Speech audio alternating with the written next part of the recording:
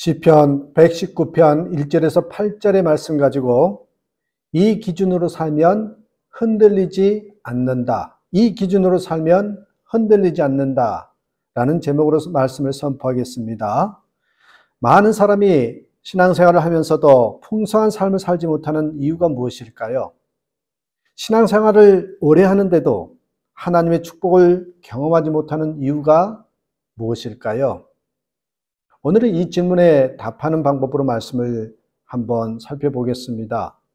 여러 가지 이유가 있겠지만 그 대표적인 이유는 바로 성경을 제대로 읽지 않기 때문에 그렇습니다. 성경 축복의 보고라고 합니다. 그런데 그 보고를 닫아놓고 있으니까 축복이 당연히 사장될 수밖에 없는 것입니다.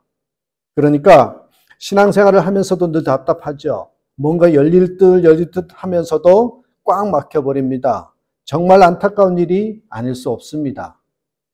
그러나 여러분, 그래서 우리가 다시 한번 점검해야 될 것이 무엇보다도 성경을 가까이 해야 되고 성경을 활짝 열어야 한다는 것입니다. 그러면 여러분의 인생도 축복의 대로가 활짝 열릴 것입니다. 그뿐만 아닙니다. 신앙생활이 정말 기쁨 있고 즐겁게 되는 것이죠. 오늘 본문이 그 사실을 증거하고 있습니다. 자, 본문에 들어가기 전에 잠시 성경이 어떤 책인지를 살펴봅니다. 성경은 한마디로 하나님의 말씀입니다. 하나님의 말씀 다 아는 거죠. 왜 그런가 하면은 인간이 대충 기록한 게 아니라 성령의 감동으로 기록한 것이기 때문에 그렇습니다. 디모데후서 3장 16절에 보면 모든 성경은 하나님의 감동으로 된 것으로, 여기서 하나님은 성령 하나님을 가리킵니다. 성령의 감동을 우리는 영감이라고도 할 수 있겠지요. 이렇게 성령의 영감으로 성경이 기록된 사실을 가리켜서 우리는 성경 영감설 이렇게 부릅니다. 그러니까 모든 성경 말씀은 성령의 영감으로 이루어진 하나님의 말씀입니다. 그리고 성경이 하나님의 말씀이면서 정확무오하다라는 사실은 그 기록 과정만 봐도 알 수 있습니다. 신구약 전체를 우리는 66권이라고 하죠. 그렇게 알고 있습니다. 무려 1600년에 걸쳐서 40여 명이 넘는 사람들이 기록했다. 그런데 일목요연합니다. 자, 66권이 1600년 동안 40여 명이 넘는 사람이 기록했는데 일목요격하게 되어 있다는 거죠. 앞뒤가 딱딱 들어맞고 마치 구슬을 깨듯이 모든 말씀이 연결되어 있습니다. 어떻게 이게 가능할까요? 이런 경우와 비교해서 생각해 보죠. 책 중에 여러 명이 쓴 공저가 있잖아요. 저자들끼리 잘 맞지 않아서 계속 조율하고 정리해야 합니다. 그런 후에도 잘 맞지 않는 경우가 허다합니다. 그런데 성경은 기록자들끼리 서로 만날 수도 없고 소통할 수도 없었어요. 시대가 다르고 살던 지역도 다르기 때문에 그렇죠. 그런데도 일목요연한 것을 보면 정말 신기합니다. 그것은 인간 기록자, 각자가 혼자 기록한 게 아니고 성령 하나님의 감동으로 기록했기 때문에 그렇습니다. 그래서 하나님의 말씀이라고 하는 것이지요. 성경 66권 전체, 우리가 성경 전설을 가리켜서 정경 이렇게 부릅니다. 캐논 이렇게 영어로 말하죠. 이 캐논은 본래 헬라어 카논에서 유래했는데 갈대를 의미하는 단어입니다. 갈대. 고대는 정확한 표준자가 없어서 갈대를 꺾어서 대충 길이를 쟀다고 합니다. 그런데 그러는 쭉 가운데 시간이 지나서 나중에는 카논이 자, 표준, 기준 등의 의미로 사용하기에 이르렀습니다. 그러니까 정경이란 절대적인 표준 이런 뜻이 되겠지요. 그러므로 우리는 성경은 하나님의 말씀으로 그 내용 전체가 우리 인생과 세상 만사의 절대 기준이요 표준임을 인정해야 합니다. 성경 안에는 구원과 그 이후의 삶에 대한 전반적인 내용이 다 들어 있습니다. 인생길을 안내주는 영적인 내비게이션 이렇게 말할 수도 있겠지요. 그렇다면 우리가 이 성경을 어떻게 대해야 할까요? 하나님을 대하듯이 해야 됩니다. 그렇죠? 우리가 하나님을 믿고 사랑한다면 성경도 사랑해야 됩니다.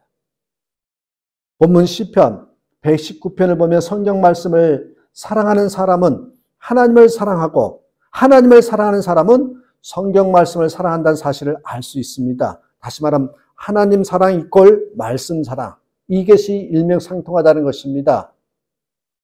그렇다면 여러분 이제 말씀 사랑한다는 것, 이 말씀 사랑은 구체적으로 어떤 것일까요?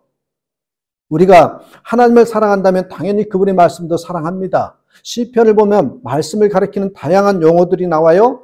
율법, 증거, 법도, 도, 계명, 판단, 율례, 증거, 법, 조금씩 뉘앙스가 다르지만 다 말씀으로 통칭하도록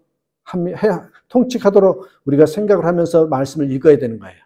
같은 거다라고 생각하면서 한번 말씀을 보셔야 됩니다. 자, 말씀 사랑의 첫 번째 단계는 뭐냐면 사모라는 단어입니다. 사모한다. 사모. 시편 기자가 하나님의 말씀을 사모하는 사람들입니다. 이 말씀을 즐거워하고 배우고 주의 깊게 살펴보는 성경 말씀 하나님의 친서잖아요. 그러니까 연애 편지 같은 거예요. 이 연애 편지를 기다리는 마음으로 성경을 본다라면 그 모습이 어떨까요? 사모한다라는 표현이 정확할 겁니다. 여러분 읽고 또 읽죠. 보고 또 보고 자세히 살핍니다. 119편 중에 몇 절을 인용해 봅니다. 자, 14절에 내가 모든 재물을 즐거워함 같이 주의 증거들의 도를 즐거워하였나이다. 돈을 즐거워하는 것만큼 말씀을 즐거워했대요.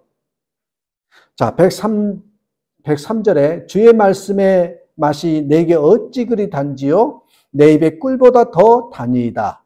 말씀을 읽고 공부하는 게 얼마나 흥미롭고 좋은지 마치 꿀맛 같다. 이렇게 표현하는 거예요. 127절에 그러므로 내가 주의 계명을 금, 곧 순금보다 더 사랑하나이다.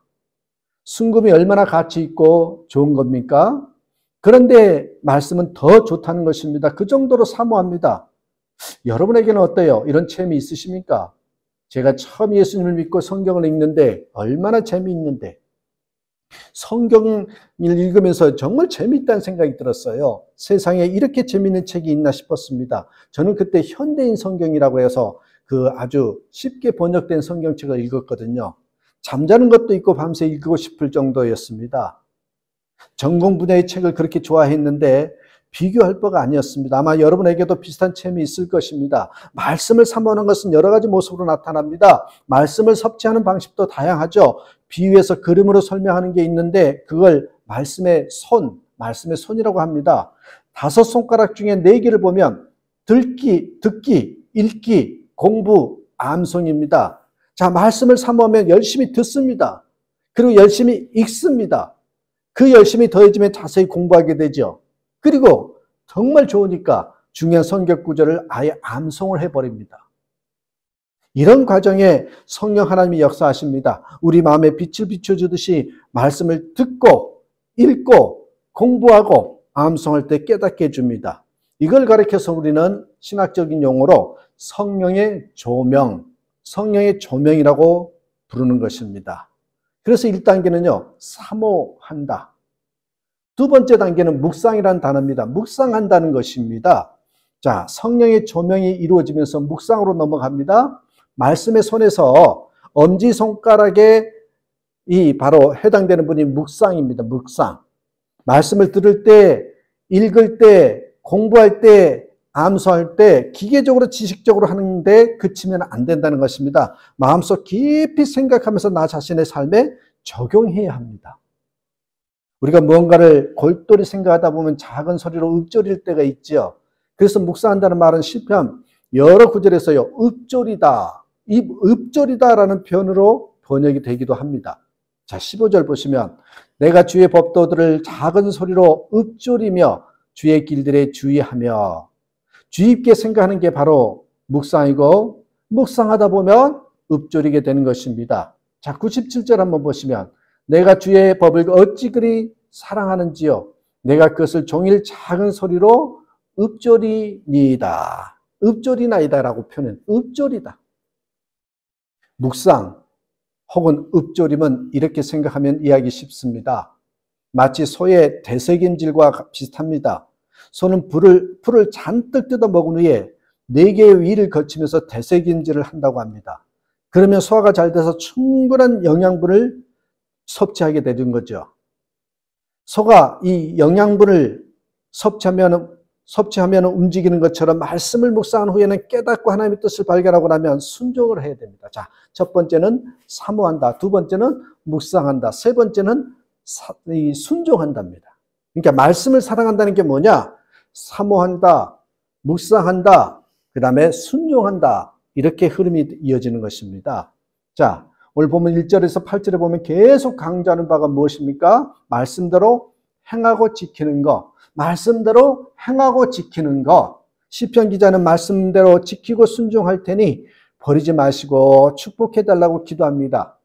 8절, 내가 주의 율례들을 지키오리니 나를 아주 버리지 마옵소서. 그리고 결단을 선언합니다. 34절에 나로 하여금 깨닫게 하여 주소서. 내가 주의 법을 준행하며 전심으로 지키리이다. 여러분 보세요. 이와 같이 말씀대로 지키고 순종하는 사람에게 하나님의 복은 당연히 이어지게 되어 있습니다. 자, 119편 1절 2절 보십시오. 행위가 온전하여 여호와의 율법을 따라 행하는 자들은 복이 있으며 여호와의 증거들을 지키고 전심으로 여호와를 구하는 자는 복이 있도다. 이런 원리를 시편 1편에서는 이렇게 표현하죠. 복 있는 사람은 악인들의 꾀를 따르지 아니하며 죄인들의 길에 서지 아니하며 오만한 자의 자리에 앉지 아니하고 오직 여호와의 율법을 즐거워하여 그 율법을 주야로 묵상하는도다. 그는 시냇가에 심은 나무가 철을 따라 열매를 맺으며 그 잎사귀가 마르지 아니한 같으니 그가 하는 모든 일이 다 형통하리로다. 말씀을 사모하고 묵상하는 사람, 더 나아가서 순종한 사람은 마치 시냇가에 심은 나무와 같다고 했습니다. 계속 수분과 양분을 빨아들이므로 잎사귀가 마르지 않고 풍성한 열매를 맺는 것처럼 축복이 넘친다는 것입니다. 시냇가에 심겨 있으므로 가뭄의 때에도 걱정이 없습니다. 깊이 뿌리 내리고 있기에 여전히 수분과 양분을 빨아들일 수 있기 때문입니다. 말씀을 사랑하는 사람이 마치 그와 같아서 항상 형통하게 된다는 겁니다.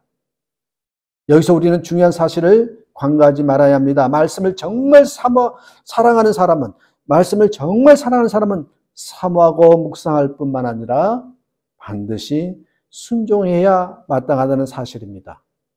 예수님도 이렇게 말씀하신 적이 있어요. 요한복음 14장 15절에서 너희가 나를 사랑하면 나의 계명을 지키리라.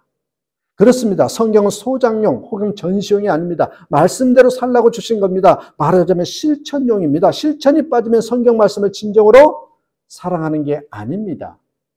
예를 들어 성경책을 비싸고 좋은 곳으로 구입한 후에 읽지도 공부하지도 않고 서가에 꽂아두면 소장용 혹은 전시용이 되는 것입니다. 아무 소용이 없습니다. 묵상하고 순종해야 하나님의 역사가 나타납니다.